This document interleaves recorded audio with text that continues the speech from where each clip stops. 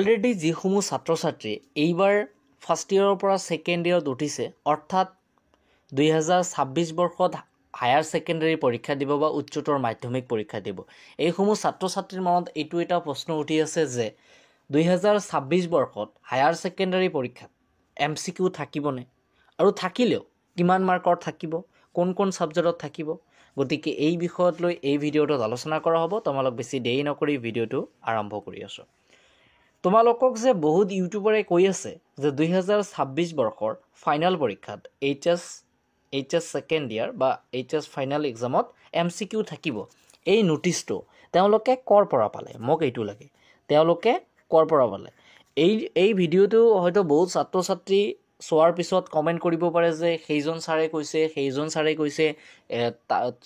ছাৰে কৈছে, এনেকৈ ক'লে নহ'ব।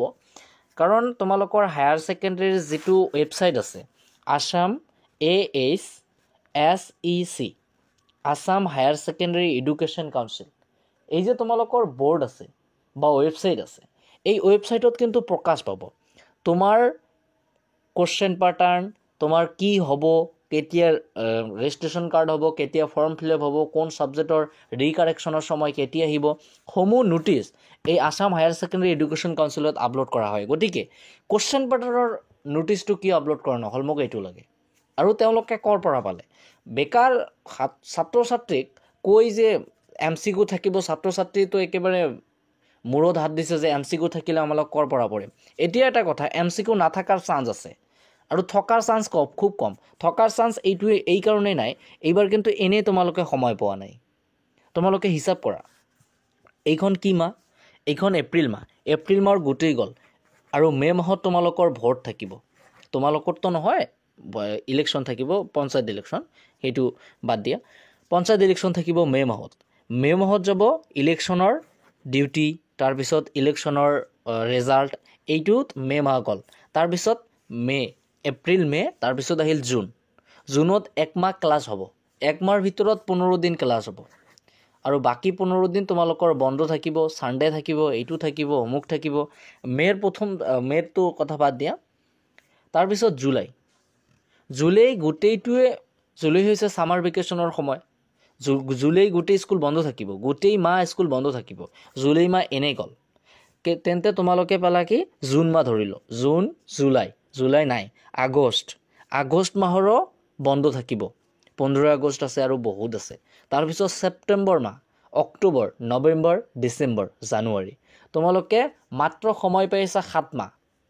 এই 7 মাহত তোমালোকে কি কৰিবা? স্কুলত ক্লাছ হ'ব জোৰ জুলুম 4 মাহ, আৰু বাকী যে 3 মাহ থাকিব, এই 3 মাহত তোমালোকৰ 6টা ছাবজেক্টে থাকক বা 5টা ছাবজেক্টে থাকক, কমপ্লিট কৰিব লাগিব। এতিয়া এটা কথা মোৰ মনত উঠি আছে, বা মোৰ যিটো ব্যক্তিগত প্ৰশ্ন, এতিয়া MCQ নোটিছ দি দিলে, MCQ প্ৰস্তুত কৰোঁতে সময় লাগিবনে নাই? MCQ প্ৰস্তুত কৰোঁতে 2 মাহ লাগিব। কাৰণ আৰু MCQ দিলে ছাবজেক্টৰ পেটাৰ্ণ চেঞ্জ কৰিব লাগিব, কুৱেশ্যন পেটাৰ্ণ চেঞ্জ কৰিব লাগিব। আগৰ পৰা যিমান চলি আছে কোচিং চেণ্টাৰত, সিমান লেট হৈ যাব। গতিকে সময় নাই, মাত্ৰ সময় আছে 7 মাহ। এই 7 মাহত কোনদিনা তেওঁলোকে ডিচিশ্যন ল'ব, কোনদিনা তেওঁলোকে MCQ প্ৰকাশ কৰিব, কোনদিনা স্কুলত কৈ দিব, আৰু বৰ্ডে কি কৰিব নকৰিব তেওঁলোকে নাজানে। গতিকে মোৰ কথা এইটোৱে যে এই ইউটিউবাৰবোৰে বেকাৰ এনেকুৱা কৰাৰ কাৰণটো কি? ছাত্ৰ ছাত্ৰী পঢ়ি আছে, আগৰ যি কোচিঙত দিছে কাৰোৰ পৰা বা নোট লৈ পঢ়ি আছে, পঢ়ি থাকক, কোনো কথা নাই। কিন্তু এই কেতবোৰ ইউটিউবাৰে ডাইৰেক্টলি কৈ আছে যে কুৱেশ্যন পেটাৰ্ণ চেঞ্জ হ'ব। আৰু কুৱেশ্যন পেটাৰ্ণ কেতিয়া চেঞ্জ হ'ব? কুৱেশ্যন পেটাৰ্ণ চেঞ্জ হ'ব ফাৰ্ষ্ট ইয়েৰত, আৰু HS ফাৰ্ষ্ট ইয়েৰত MCQ থকাৰ প্ৰশ্ন এটা আছে। কাৰণ সেৱা আৰু আছাম ষ্টেট লেভেল নতুন যিটো বৰ্ড আছে তোমালোকৰ, ফাৰ্ষ্ট ইয়েৰ আৰু সেৱাৰ বৰ্ড দুটা কানেকশ্যন কৰা হৈছে। ফাৰ্ষ্ট ইয়েৰৰ যিটো নতুন বৰ্ড দিছে তোমালোকে দেখা, ডিভিজন 2 বুলি আছে। তোমালোকে মেট্ৰিকৰ ৰেজাল্ট চাৰ্চ কৰোঁতে দেখা ডিভিজন 2 বুলি লিখা আছে। আৰু হায়াৰ ছেকেণ্ডেৰী ফাৰ্ষ্ট ইয়েৰৰ যিটো তোমালোকৰ এডমিট কাৰ্ড আছে, বা ফৰ্ম ফিল আপ যেতিয়া কৰিছা, বা ৰেজিষ্ট্ৰেশ্যন কাৰ্ড তোমালোকে এতিয়াও চাগে পোৱা নাই, সৰি পাইছা ফাৰ্ষ্ট ইয়েৰৰ পাইছা ছেকেণ্ড ইয়েৰৰ পৰা নাই ফাৰ্ষ্ট ইয়েৰৰ পাইছা তাত দেখা ডিভিজন 2 লিখা আছে গতিকে সেৱা আৰু ফাৰ্ষ্ট ইয়েৰৰ যিটো বৰ্ড আছিল আসাম হায়াৰ ছেকেণ্ডেৰী এডুকেশ্যন কাউন্সিলৰ ফাৰ্ষ্ট ইয়েৰৰ বৰ্ড আছিল কিন্তু এতিয়া অলপমান তোমালোকৰ সেৱাৰ লগত কানেক্ট কৰা হৈছে সেইকাৰণে তেওঁলোকে MCQ সোমাই দিছে আৰু ফাৰ্ষ্ট ইয়েৰৰ এক্সামটো এইকাৰণে পঠা হয় যে বছৰকীয়া পৰীক্ষাৰ কাৰণে ফাৰ্ষ্ট ইয়েৰত ইমান গুৰুত্ব দিয়া নহয় সেইকাৰণে MCQ প্ৰস্তুত কৰা হৈছে এতিয়া ছেকেণ্ড ইয়েৰ হৈছে সমূহ ছাত্ৰ ছাত্ৰীৰ ভৱিষ্যতৰ এটা বা চাকৰিৰ ক্ষেত্ৰত বা যিকোনো কামে নকৰক কিয় হায়াৰ ছেকেণ্ডেৰী ৰিজাল্টটো বহুত দৰকাৰী সেইকাৰণে মই কৈ আছোঁ যে হায়াৰ ছেকেণ্ডেৰী পৰীক্ষাত MCQ থকাৰ চান্সেই নাই আৰু MCQ নাহে কাৰণ MCQ যদি আহিল হয় তেন্তে বহুত আগতে যেতিয়া ফাৰ্ষ্ট ইয়েৰত নটিচ ওলাইছে যে MCQ আহিব MCQ আহিল হয়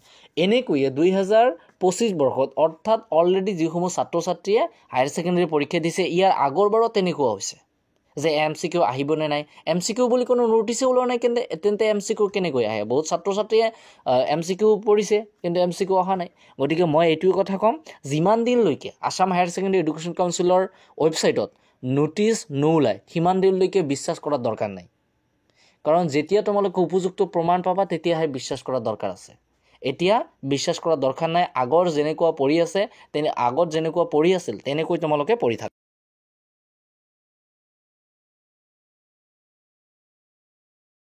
সেইটো মোৰ হিচাপত বেষ্ট হ'ব ঠিক আছে আৰু কোন ইউটিউবাৰে কি কৰিলে নকৰিলে সেইটো দেখাৰ দৰকাৰ নাই তোমালোকৰ পৰা অলৰেডি তোমালোকে চলাই যোৱা কাৰণ স্কুলত ইমান ক্লাছ নহ'ব মই সঁচা কথাই কৈ আছোঁ স্কুলত ইমান ক্লাছ নহ'ব স্কুলত এই 7 মাহৰ ভিতৰত তোমালোকৰ 4 মাহ স্কুলত ক্লাছ হ'ব আৰু বাকীখিনি তোমাৰ নিজে কমপ্লিট কৰিব লাগিব তোমালোকে সময় পাইছা 7 মাহ কিন্তু তোমালোকৰ অলৰেডি চেপ্টাৰ কমপ্লিট কৰিব লাগিব 6টা সাবজেক্ট কমপ্লিট কৰিব লাগিব 6টা কিন্তু চেপ্টাৰ এই 6টা এটা চেপ্টাৰ ইকনমিক্সৰ যদি সিলেবাসখিনি দেখা ইকনমিক্সৰ যি কেইটা কোশ্চেন আছে সেইকেইটা তোমাৰ পঢ়োতে ইকনমিক্সৰ দুখন কিতাপ আছে পলিটিক্যাল সায়েন্সৰ দুখন কিতাপ আছে লজিক এণ্ড ফিলচফি আছে তাৰপিছত প্ৰাইভেট সিকিউৰিটি আকৌ ইংলিছ মিডিয়ামত এছামিছ মিডিয়ামত কেতবোৰ স্কুলত নাই তাৰপিছত আৰু বেলেগ বেলেগ সাবজেক্ট আছে এডভান্স এছামিজ আছে ইংৰাজী আছে এছামিছত আৰু ফিৰ গ্ৰেছ এছামিছত তোমালোকৰ কম্পালসৰি পাছ কৰিব লাগিব ইংলিছত তোমালোকৰ কম্পালসৰি পাছ কৰিব লাগিব গতিকে সময় কত